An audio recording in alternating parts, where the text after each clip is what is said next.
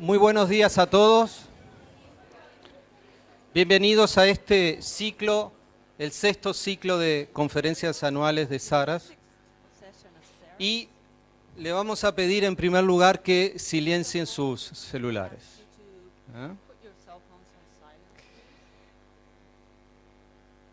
En segundo término, quiero introducirlos a ustedes a las personas que nos van a acompañar en este primer tramo de la mañana. En primer lugar, quiero presentarles a Estela Delgado, que es la directora de la sede Maldonado del Centro Regional Este, del CURE.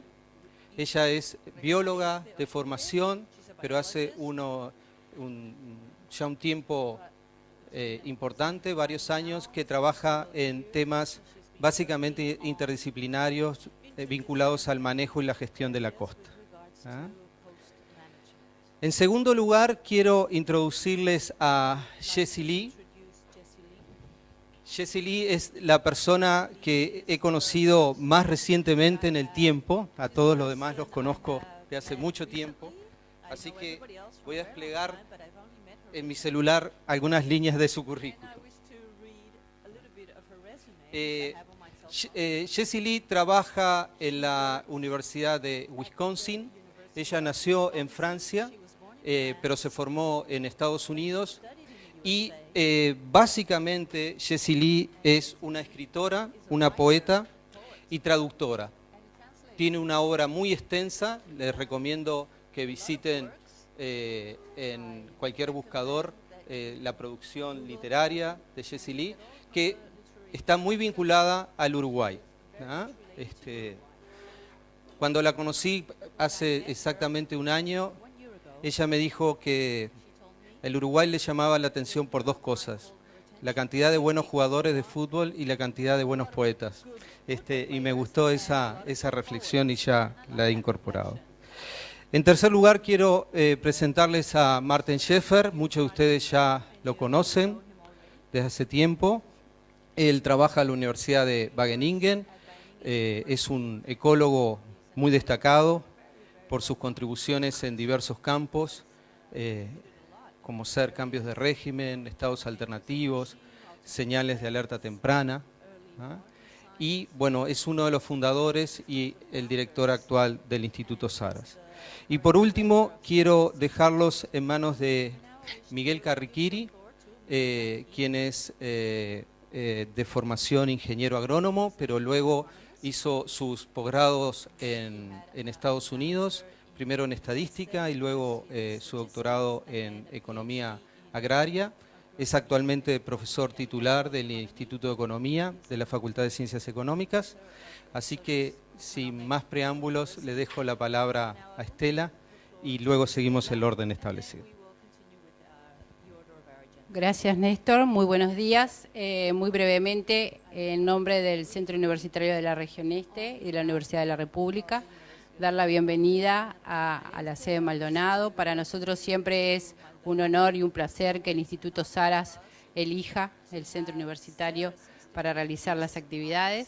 Hay muchos docentes y investigadores que trabajan en conjunto, así que no solo para la universidad, sino que para el departamento de Maldonado, y me atrevo a decir para la región este, estos son los eventos que necesitamos, son los eventos que congregan investigadores y estudiantes, que nos permiten, incluso a nivel interdisciplinario, generar ese conocimiento que va a ser la retroalimentación positiva a las ofertas educativas que la universidad quiere traer. Así que agradecer, también les quiero pedir disculpas porque estamos en obras, tenemos un edificio que todavía está con alguna serie de reparaciones, pero bueno, ponernos a disposición también para que la estadía y en este día también sea confortable y bueno, y para que se sigan realizando estos tipos de eventos acá en nuestro centro universitario. Así que muchísimas gracias a todos, gracias a los investigadores extranjeros también por participar y ofrecer nuestra colaboración para eventos futuros. Muy amable.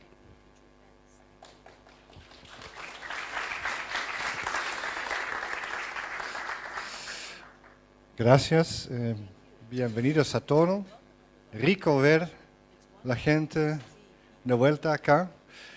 I'm going to speak in English.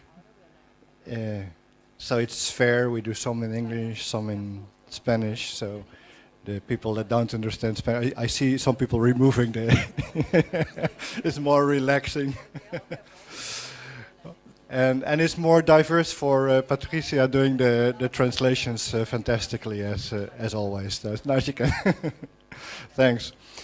So we have, usually we used to have this day of public lectures at the end of our annual workshop, and this time we decided to reverse it, which means it's an adventure for us too, and we're all gonna learn. So you'll see some unfamiliar faces which come from all over the world basically, and we'll be getting together the coming days to discuss land use. And this day it's also a day for getting to know each other for us, so that's great. So I thought I go back to the basics. Perhaps some of you know, perhaps some of you don't know how SARAS started, but with Nestor we were at some point wondering what was the effect of climate on ecosystems, especially the effect of climate on lakes. So how can you find out? Well, you take the same lake and you put it in a warm climate, in a cold climate. So the way we did that is select the same kind of lake, same size, same depth, 73, 83, we wanted 100, but we never made it to 100. And we went from the north of Brazil to Tierra del Fuego with 2 PhD students and a van and a boat. It was a 2 years expedition. Very adventurous, and we had no budget, basically. So the way we did it is we invited researchers in Brazil, Uruguay, Argentina to join us and just help and share the data, and we would publish together. And that worked so beautifully, and that network still exists of people. And one day Nestor was visiting us in Holland, in rainy Holland, and we were walking in the garden of our house and thinking this emergence of cooperation that's so resilient and keeps going and so inspiring. Can we make some more of that? But not just the limnologists, but say join all kinds of sciences, the economists, the ecologists, political sciences. And that's where the idea of SARAS was born. It was just a crazy idea, and we thought, we were just dreaming, but when we started talking about it to people, everybody was saying, yeah, you should do that, and why don't we do it? And we couldn't go back, so there was no way back. And since then, SARAS has been gradually growing. We have had meetings every year, workshops, because we wanted to assemble webs of people. We had a workshop on water use, one on tree, forest and grasslands, one on fisheries. This year will be on land use, the futures of land use. We were inspired by an institute in the US, the Santa Fe Institute, which is very interdisciplinary too. But the Santa Fe Institute, they are dreamers. It's beautiful. They have beautiful thoughts.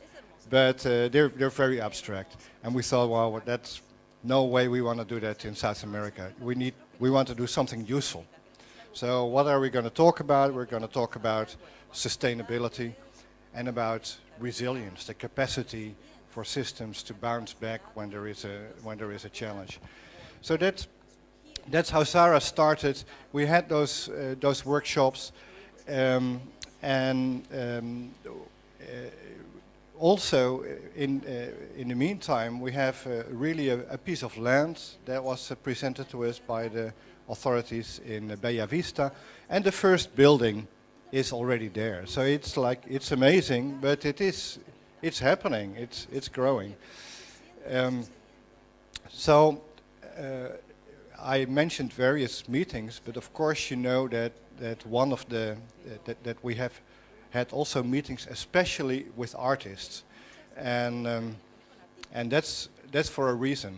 That's because we think science can't do it alone, and that's not a new idea at all. I don't know if you know about Humboldt. Von Humboldt, he got a great love for South America, traveled here before Darwin, and he was a very important biologist describing many species and the climate. But he also said that it's impossible for science to describe the world. You need also art. They're really complementary. And we understood that from the start, and SARAS has always been trying to work together with artists. South America, we thought, we didn't want to be SARAS to be some kind of copy of a European or North American institute. We wanted to be SARAS to be something leading in the world that everybody would be envious of.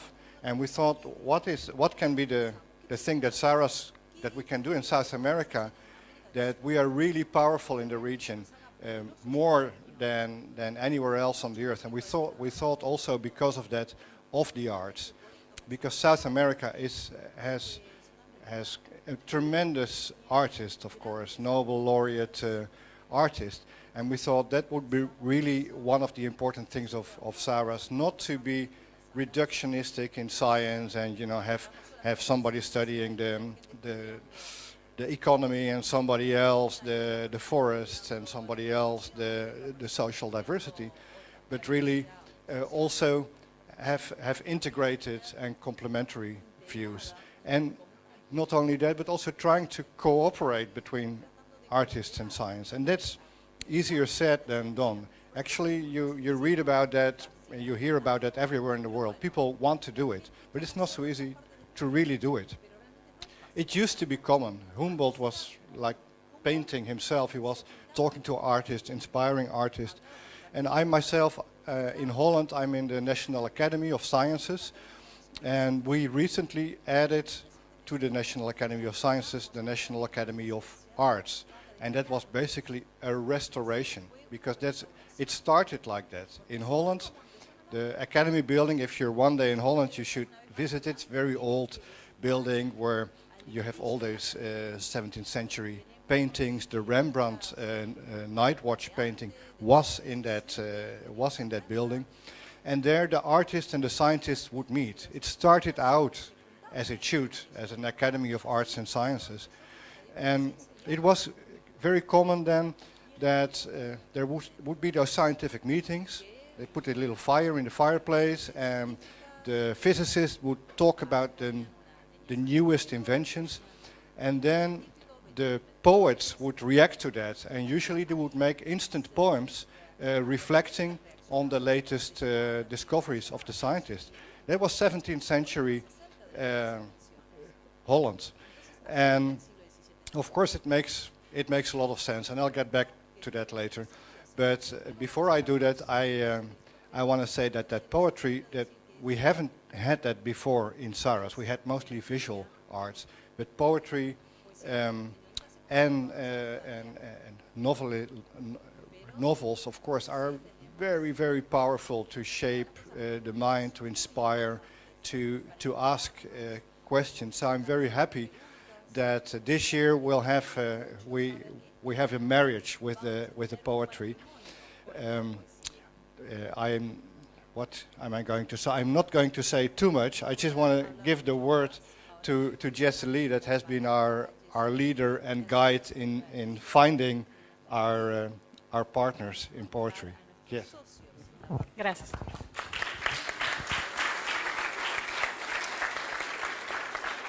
Gracias a SARAS para esta oportunidad. Qué bueno para ver toda esta gente tan temprano. Estoy la editora de esta antología. En la idea, SARAS me pidió hace 8 meses, poco más, para arreglar este evento con los poetas. So a year ago, SARAS approached me to bring poets to the conference for the first time. And my idea was to have a call for poets from Argentina and Uruguay who are writing on themes about the environment. mi idea para llevar poetas a esta conferencia fue una llamada para poetas de Uruguay y Argentina que escriben poemas sobre cosas medioambientales. We have a translation in the back. Okay. Simultaneous, so But you can do does everyone have a translator? No? Okay. Bueno, mejor en inglés para mí. Okay. taking your job. So I issued a call for poems. I got it spread as widely as I could in Argentina and in Uruguay, and for people to send in 5 pages of poetry about environmental issues. We received 46 different groups of poems, and I chose a judge, a Chilean poet, Marcelo Pellegrini, to make the selections. He chose 10 poets to be in this anthology, and 3 to give the first, second, and third prize to. So today, with us today, you'll hear reading the first prize winner, Natalia Romero, who's from Buenos Aires, and the second prize winner, Sebastián Ribeiro, who's from Colonia de Sacramento, and the third prize winner, Virginia Lucas, who is from Montevideo. But all of the poets are wonderful, and in addition to this lovely book, which was published by SARAS and the editorial Shagaru, we're going to be giving a reading tomorrow night in Montevideo with 6 of the poets to spread the word a little bit more about SARAS and environmental issues. And many of the poems in the anthology are going to be published in magazines in the United States. And the other thing that was my role as editor was I paired each of the poets in the anthology, L10, with a translator in the United States who's also a poet. So that was a wonderful connection, and helps again sort of spread the word about Uruguay, about environmental issues, about SARAS in the United States. And so I'm very excited to hear the poets read their poems today, and they'll read the Spanish and I'll read the English translation. And thank you very much.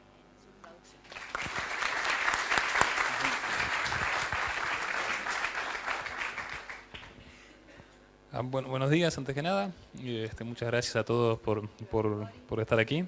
Agradecemos al CURE por recibirnos en su casa y especialmente a SARAS por la invitación y por abrir las puertas a nosotros, en el Instituto de Economía, a participar en la coordinación y selección de temas que vamos a estar discutiendo en la conferencia de hoy y en los días por venir. Por supuesto, los temas que, como ya adelantó Marten, son temas de uso suelo, son temas de intereses comunes que teníamos con ellos y cómo factores externos, regionales, globales, incluso locales, moldean la toma de decisión, moldean qué es lo que hacen los agentes y a nivel local, que termina teniendo sus impactos a nivel local y también global.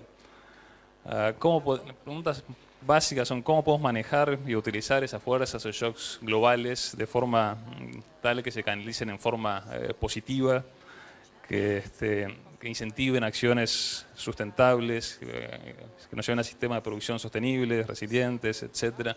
Son todo cosas que vamos a estar empezando, discutiendo hace tiempo, pero vamos a estar discutiendo hoy y esperamos darle un impulso para poder discutirlo con más énfasis en el futuro. Vamos a mostrar un poquito, un pequeño marco conceptual nomás para discutir sobre algo un poco más concreto. Hay mucha gente que lo va a ver de formas muy diferentes. Esto pretende ser simplemente un modelo sobre el cual discutir. Hay muchos otros. Podemos pensar tal vez en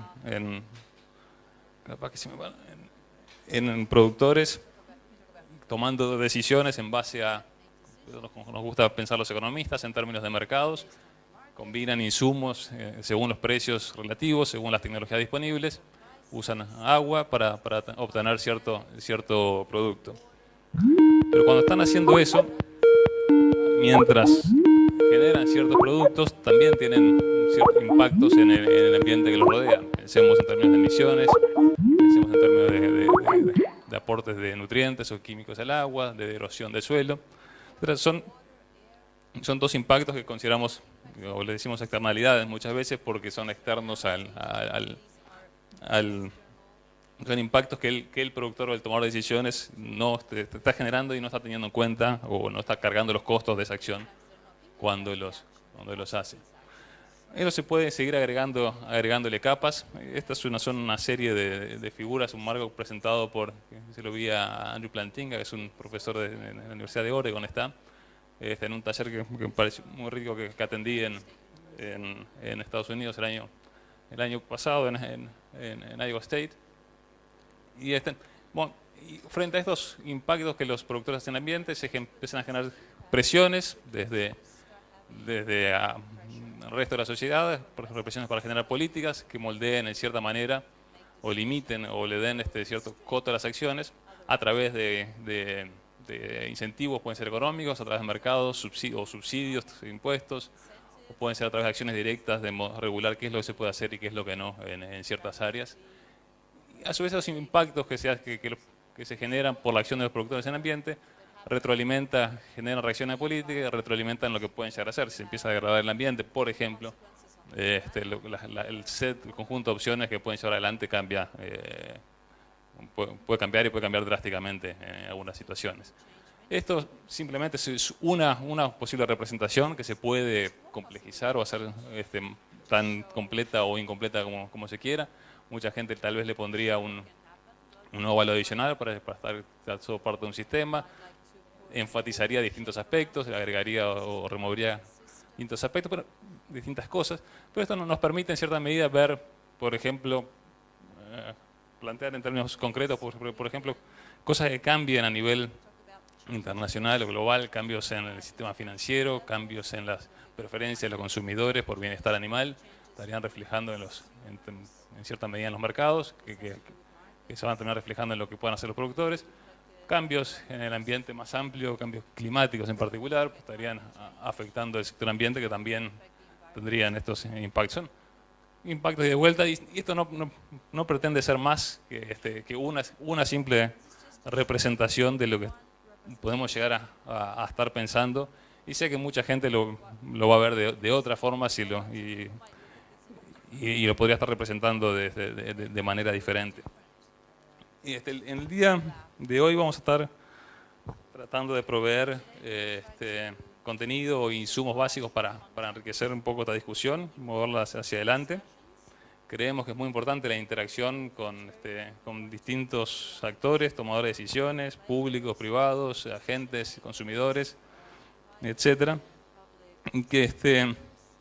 Y eso se refleja en un poco la composición de la gente a la que hemos pedido estar aquí y participar con nosotros. Estamos combinando gente de la academia, estamos combinando tomadores de decisiones de nivel local y regional, organismos internacionales. Esperamos que sea de valor para todos los participantes. Estas interacciones que venía mencionando y esta diversidad de agentes y personas relevantes, pues son los que están tomando decisiones y moldeando el ambiente. Estaremos escuchando parte de la visión de tomar decisiones, asesores de políticas, organismos internacionales, cada cual con sus aportes, sus visiones. Veremos ejemplos de algún análisis que se ha venido haciendo en estas áreas, académicos trabajando en la frontera de conocimiento con distintos enfoques o variantes sobre la misma pregunta. Y también tendremos en la tarde instancias con distintos actores que pueden ser demandantes de este conocimiento, pues tienen que diseñar políticas, implementarlas y guiar acciones.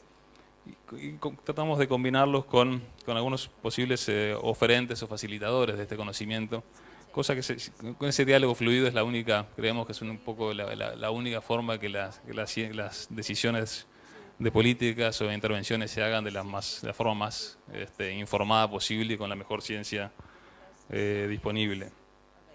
Simplemente esperamos que estas interacciones que estamos llevando a cabo hoy, tenemos la esperanza de que empiecen a generar más colaboraciones y redes de trabajo más cercanos. Y estamos en tiempos difíciles, tiempos con muchos cambios, pero vamos a estar hablando de cambios ahora y de cambios y posibles futuros en los próximos minutos. Así que esperamos que esto sea un aporte para todos los presentes y que están viendo desde otros lados también. Muchas gracias.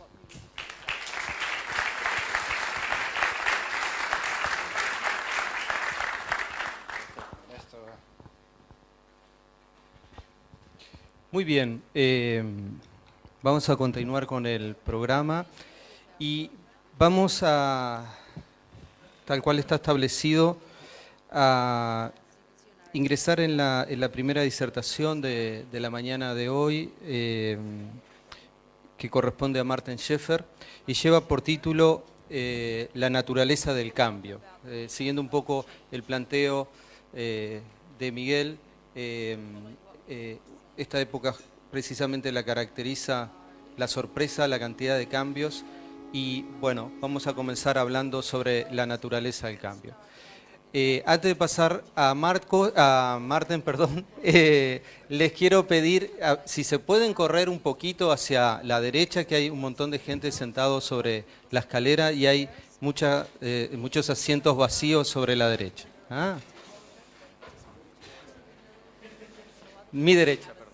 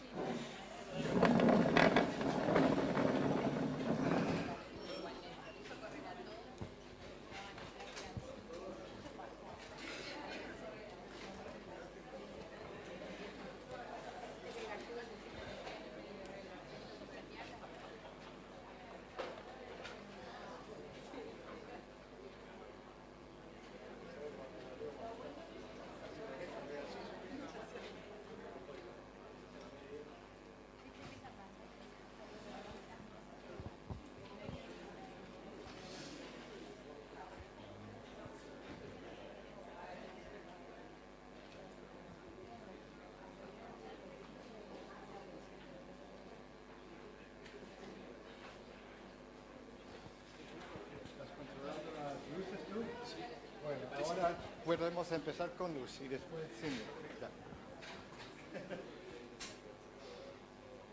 Ahora entiendo que tú tienes el poder blanco.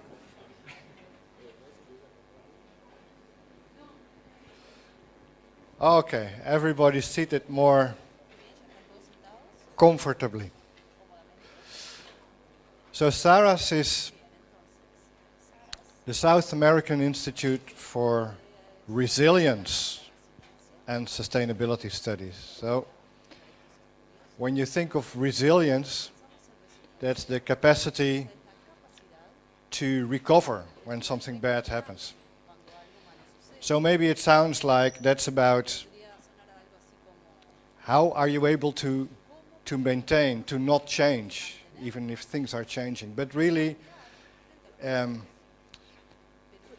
SARAS is equally about change, perhaps even more about change. Because if you think of resilience, a lot of the work you hear is about resilience to recover from something.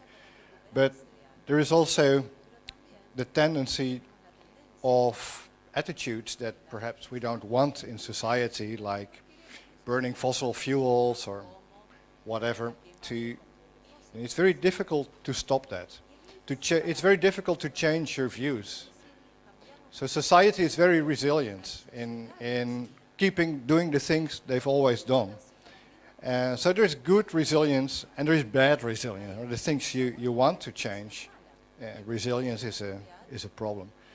So I thought it would be nice to look at it from the other side today and talk about the nature of change. And it's also because tomorrow in Singapore, the artist that made this movie, Tone Bjordam, is giving also a lecture called The Nature of Change. and I visited her last week in Norway, where she is from, and we decided to do a kind of synchronous thing in Singapore and Uruguay about change. So one of the great thinkers about resilience is an American scientist called Holling, Buzz Holling. And Holling came up with a lot of the theory that we are still using now about resilience. And one day he was visiting us in Holland, and he told me that he thought that perhaps 90% of the change was happening in 10% of the time. So that got me thinking, so is that really true? Can I measure that? I couldn't find a way to really objectively measure that. But it's true that society as we see it today, the way it has been shaped not gradually, but a lot of it has been shaped in shocks, in big, sudden jumps. So for instance, if you think of resilience that you don't want, in China it used to be common to bind the feet of the little girls very tightly so that the feet would remain very small. Everybody felt that it was a painful thing and maybe we shouldn't do it, and several emperors forbid it, but it kept going. And it kept going because everybody knew that if you don't bind the feet of your little girl, she'll never find a husband. So you don't want that for your girl either. So it was like a craziness that kept going, and it was forbidden several times, but nobody responded because you want your girl to be married in the end. Until at some point suddenly it happened. It was forbidden again, and you got a movement of women, and suddenly it disappeared, and I disappeared completely. So it's like things that are there, behaviors that are there for millennia, at least for centuries, and it's very difficult to get out of it. And when you get out of it, it doesn't happen gradually. You have to go all together. And that's how it happened with foot binding. And there are more examples like that in which you see a new social norm emerging. It's called a norm because it's the normal thing and everybody does it. But when it's not a norm, it's very difficult to get there. And often it's a combination of gradually eroding resilience of that worldview. At some point it became very unresilient. People realized it can't be like this, and then a little bit was needed and the whole system changed. So those are good changes. And yes, the nature of change is very often that it doesn't happen for a long time, and everybody says, oh, it should really change, nothing happens. And suddenly it happens. So how does it work? How does that work? How can you get that kind of positive change really going?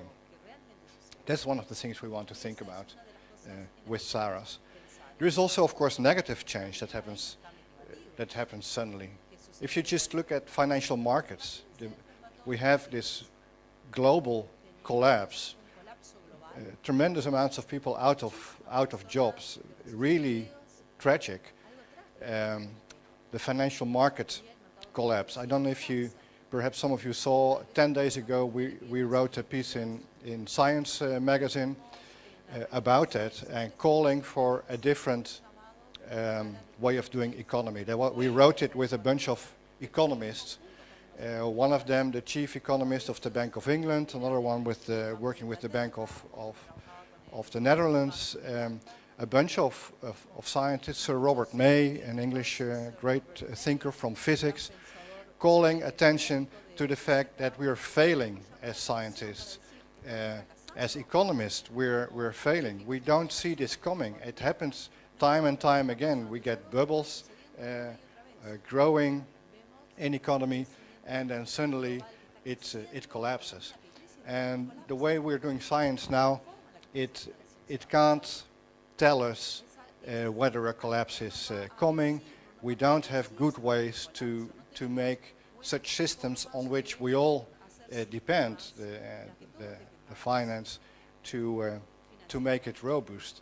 So we really need to change the way we do our science on that. And of course, financial markets, well, they're complex, but in a way they're really simple too, right? Sometimes you have people, planet, profit, like three things, but if Carl Volcker would have been here, he wanted to be here, but he couldn't make it this year. He draws it differently. He says, well, we have profit, we have finance, that's a small circle.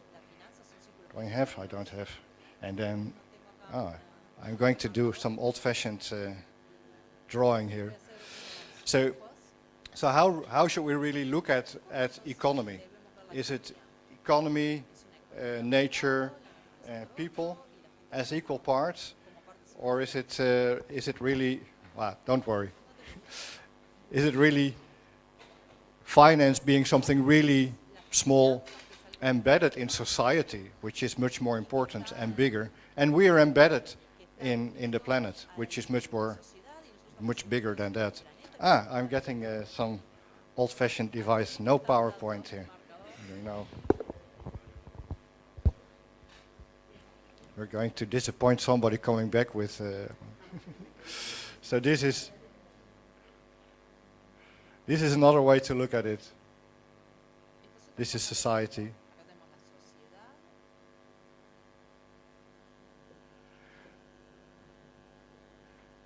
And that's the planet. So yeah, we need new science for doing that, and it's really complex. But understanding that is even more complex, let alone the planet. So if you think of society, for instance, change, the nature of change. Well, I'm from Europe, and if you look at any newspaper lately, always on the front pages, and it's everywhere in Europe, it's about Syrian people coming by hundreds of thousands into Europe.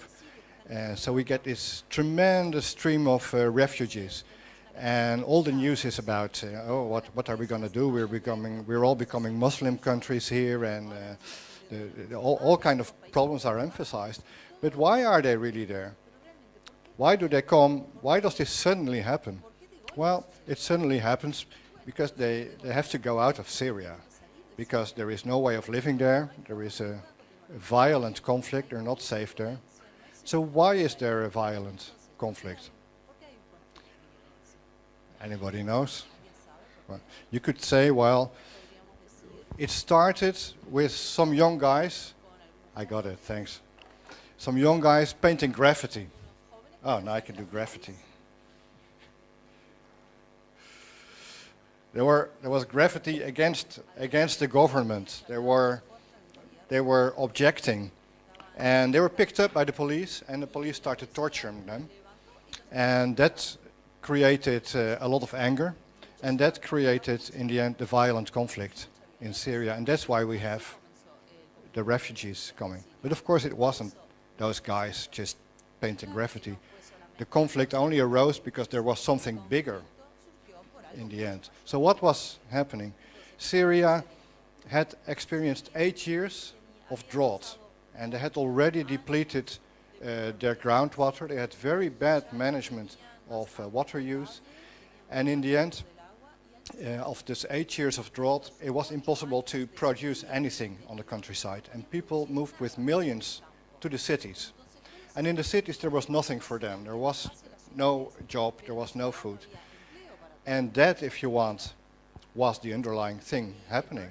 So that's slow change. And that is slow change that we're going to see much more, because the climate is changing globally. And dry areas in general are becoming drier. And people will have to move away from those places, or we have to keep sending food to those places. But that doesn't really make sense. So people have to move. But change doesn't come gradually. It never comes gradually. People don't move. Nobody really wants to move anyway. But at some point, you get the situation that the thing bursts, and then everything starts moving. That's the nature of change. The nature of change, the way we've shaped our society, the way we see the world now, it's not the result of gradual change. you tend to think that, but it's the big changes really tend to happen in big bursts. So how do we understand that? What is the new science that we need? Well, I'll talk a bit about that later, but first I want to get back to art, because how can you really understand that kind of transformations? Can we make a mathematical model? Can we make a nice graph that explains why the Syrians are coming?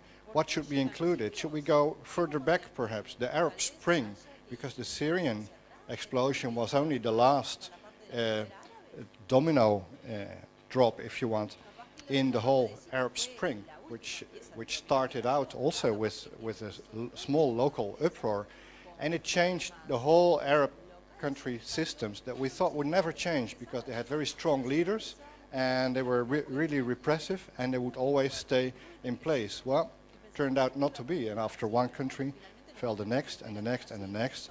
So this kind of change is very often contagious, and it goes in bursts, and it has to do with the worldview of people gradually changing quite often. But we can't really, we can understand it in the hindsight, and even then it's difficult. But when it's happening, when you're in the middle of it, you often don't really realize. So are we now in a change to a new economic constellation in the world? We don't know. The people during the Arab Spring, they didn't really understand very well what was happening, and they didn't envision the result to be the thing we have now. Also, if you go back to the Second World War and you read the accounts of the people, they weren't really realizing something big was going to happen. They had to bring the children to school, well, they had to break the eggs, they had to do the little things, then this happened, then that was in the news. It was very difficult to see that really they were in the midst of turbulent change. So even knowing that even though change happens in such bursts, it's often difficult to know whether a burst is coming or even whether it's already happening. So I never thought about that so much until I tried to do an art project with Tone Bjordam about change. And I was a simple scientist, and I thought, well, let's make a movie about tipping points and early warning signals. And she said, yeah, let's do that. That sounds great. I had seen her work in a museum in Sweden. I didn't know her, and we got into contact. We started working together, and it didn't work out the way we thought. It worked out very differently. It wasn't a movie about tipping points. It turned out to be a movie about the nature of change and about the fact that when you're in the middle of big things, it's very difficult to realize what is happening. As I said, she is going to give a similar presentation, of course different, tomorrow in Singapore. I was asked to come to Singapore to the Complexity Institute to talk about change. They have a meeting there about what they call silent transformations, change that you don't realize, and the work we did together fitted perfectly in that. And I must say, for me it was very enlightening to work together as artists and scientists and to talk about the nature of change, to talk about the concepts you want to depict, and also on the way to talk about how do you get a new idea, how do you make something, how does an artist do that, how does a scientist do that. So that's one of the themes that we had last year in the workshop. We developed that and we found out that actually artists and scientists work very much in the same way. And later I found out there is a lot of research in psychology showing that artists and scientists have personality traits that are very similar. But we are worlds apart. So just to start today in a relaxing way, I wanted to show you a little piece of this movie, a movie about the nature of change, about the fact that you're always seeing the details of life. You're blinded by the details. And one day you wake up and you look back and you say, oh, the world changed completely. But you couldn't see that happening while you were in the middle of that. So that's depicted. It's a movie that has 3 parts of 10 minutes. It depicts 3 worlds, and within each world there is a change happening like that. There is no computer animations in the movie. It's all done real time in one shot with real materials. Tone Björdan made the movie. I made the music to it. Maybe we can darken the room just to relax. It's 10 minutes and it's slow. It is slow art. So take it easy. It will be a long day. You have 10 minutes to relax.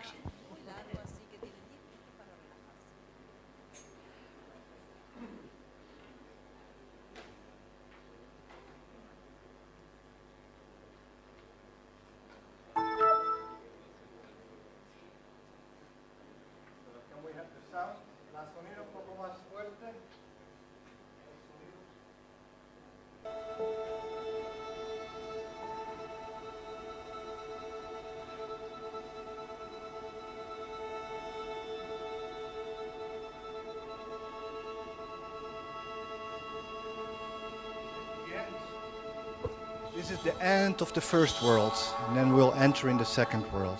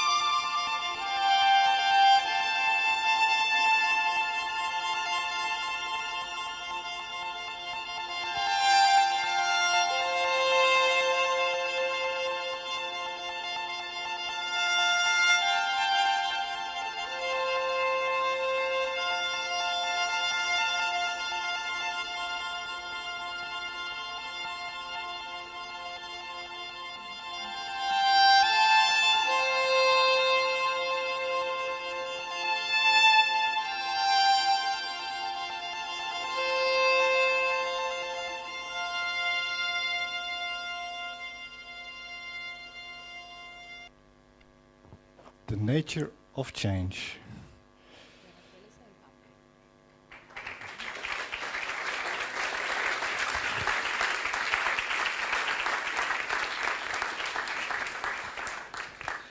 Thanks, and that's for Tone Bjordam. Also, you can look the work of Tone up on the internet. We can open the thing. So for me, the science has difficulty really addressing the big issues of change in the world. Science tends to be very partial.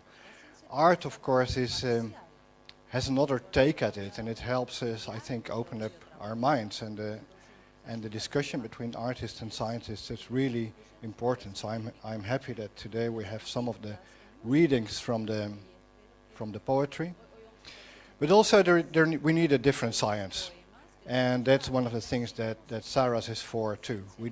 We can't just rely on the partial science, studying a particular kind of bird or a particular kind of monetary transfer or so. We need to have a more integrative vision. And you hear now a lot about complexity science. And complexity science, that's basically, it turns out that that word is used for what I'm doing myself now a lot. So I'll just give you a little flavor. It's also the title of this science article that we had 10 days ago. It asks for a complexity approach to finance. So that the whole complexity science, that's very much mathematics. And mathematics is like art. It's universal. It has something very deep, and it's universal across all kinds of things you want to think about and to study. And now there's mathematicians that are very hard to talk to because they're like they live in another world, and but there is more and more bridging between this strange world of mathematics and reality. How are we doing on time? So just to decide how much I'm going to tell. We have a little calibration here of.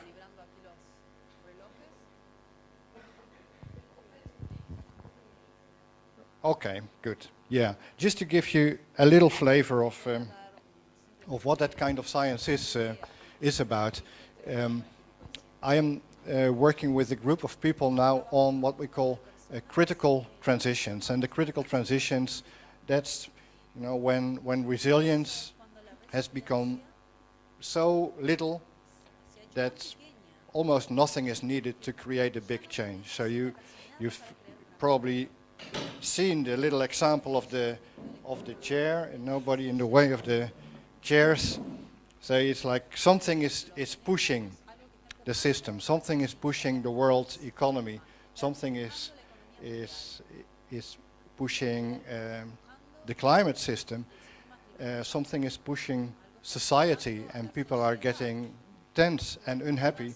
And as it pushes more and more, it happens that even if you pick up some guys that were doing graffiti, or even if on this chair a fly comes and sits on it, it's enough. It wasn't too bad, was it?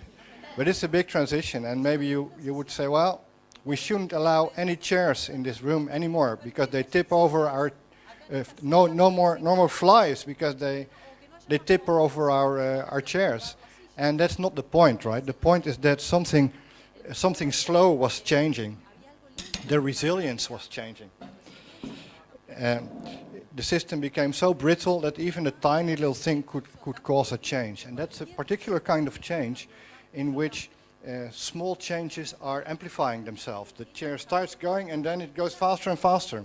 That's the same with violent conflict in Syria. It's the same with the collapse of financial markets, where people get restless, sell their stocks, and one bank falls, the next falls, and you get this propagating change. And it's the same with the disappearance of foot binding in ancient China. So changes, whether for better or for worse, often have that kind of effect. It is sudden change, and it also happens. It has happened in the climate system. It happens in ecosystems. It happens in the human body, and we all know that at some point, for instance, elderly people can become brittle. They lose their resilience. This is called in the medical literature. It's called the Frailty Syndrome.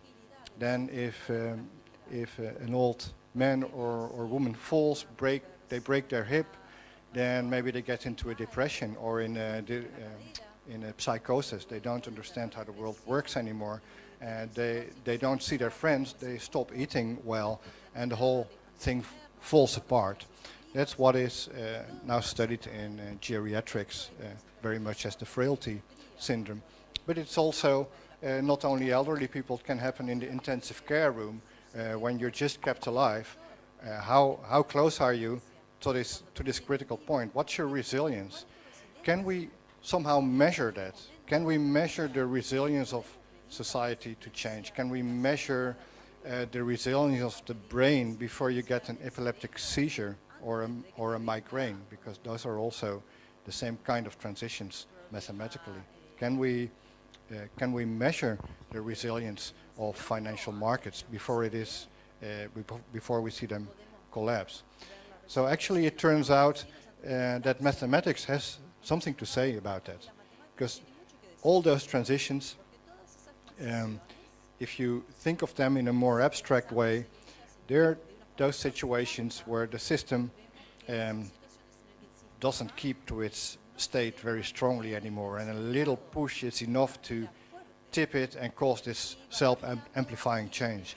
So mathematics will tell you that there is a particular class of mathematical situations, zero eigenvalue bifurcations, that can be at the basis of this. And this is all very technical language, but if you look, one of the things what is this eigenvalue? The eigenvalue is this mathematical term that describes how quickly the system goes back to its equilibrium if you disturb it a little bit. And that thing is going to zero before such a big transition. So it means the recovery of a system is slowing down. This is called in the technical literature critical slowing down. And it turns out that yes, we can actually see that in many places. So we wrote 2 review articles about this if you're interested. One, early warning signals for critical transitions in Nature, and then another one in Science some years later called Anticipating Critical Transitions. That's a bit broader because it also describes network theory and how you can understand whether complex networks of banks, of societies, of species are robust or not. So this created a whole excitement in the scientific literature. I think by now we have between our group and other groups, like in a few years, 8, 9 articles only in Science and Nature coming about it. And if you think of it, of course there is excitement because it's something very surprising that across medical science and climate science and sociology and ecology, you can actually see the same kind of phenomena, and those are things that you really want to know. You want to know when resilience is declining. Sometimes perhaps you want to know that because if you want to change the way we do things as society, you want to stop food binding, or you want to stop smoking in public buildings, you want to have that kind of transition. Often doing a policy, it doesn't work. For a long time it doesn't work. It only works if society is ready for it. And that's a slow process when the minds are ready for it, but then it doesn't happen unless you do some policy and you enforce it. And then you can sometimes create that shift to a new social norm, to a new way of doing things. So it's really interesting in that case whether resilience of the way we do things has declined, for instance. When can I use policy for giving this last push? But also in medical science, and we are doing, I would say most of our research now is in medical science, and in animal science, because we're interested in resilient animals, resilient pork, resilient cow, resilient chicken, resilient elderly people. So we're working with very diverse science communities to try to measure resilience objectively. One line of research, it uses big data, like from sensors in the body, from social media. We do a lot of big data research in social media, or satellite images. We have this work with Milena Holmgren, who is also here, on the resilience of the world's tropical forests, which is all based on big data from satellite images. And we were able to actually make a map of which forests globally across all continents in the tropics are more resilient and which are less resilient. So this kind of complexity science, if you want, it may sound a bit esoteric, but it actually is becoming really practical. And yes, mathematics is a universal language that we can use to bridge across very diverse sciences. If I'm originally an ecologist, and if I take a textbook of microeconomics or so, I look in it, it's the same equations, it's the same graphs. So it's those universalities are very powerful to use. On the other hand, the same is true for art, and art also, like complexity science, has this capacity to look in a holistic way at things. Art is trying to go to the essence of things, and scientists are doing the same, but we come from a very different direction. Scientists tend to focus on things that are very well defined and you can prove or disprove, and artists look in a more broad way. Scientists have a very different style of working because they're trying to tell you an answer, and artists in general are not. They're trying to present you a question. And that's, if you think about it, the questions are often the thing that we find so hard to find as scientists.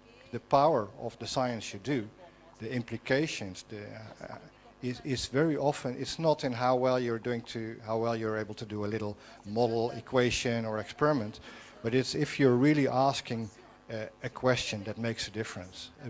A big question, but also a question that can help, that can really be handled scientifically.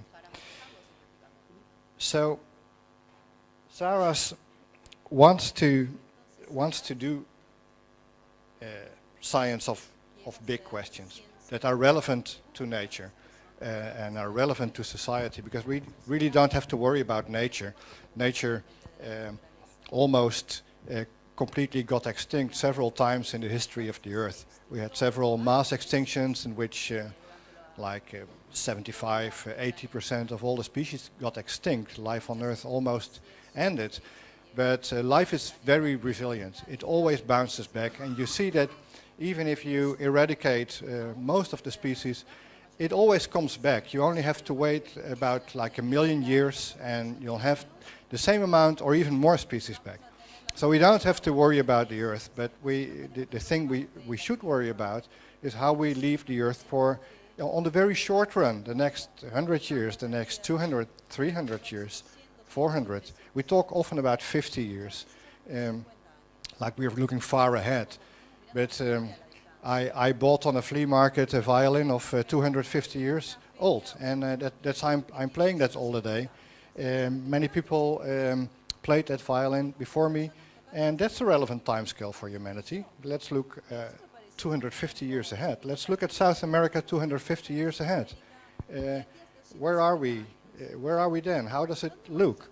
What is the world we leave for the next generation? That's really the question. Don't worry about nature. Worry about your children, grandchildren, great-grandchildren. And we have a huge responsibility, because those are times of change.